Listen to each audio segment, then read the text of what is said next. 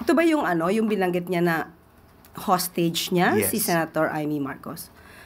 Well, yan po ay kasunduan ng dalawa, ng Vice Presidente at ni Senator Amy Marcos. Ang Pangulo ay hindi at walang partisipasyon sa kanila naging kasunduan. It is, the President is not a privy to the contract or agreement between a user and a person willing to be used. Hindi walang kinalaman ng Pangulo sa kontratang kanilang pinasukan, yung isang tao na manggagamit at isang taong willing magpagamit. At ang nais lang po natin sana ay ang Pangulo po kasi ang sinabi niya ay tuloy-tuloy siya sa kanyang pagtatrabaho, focus sa trabaho. Nadagdag pa nga po ang problema dito sa Siquijor.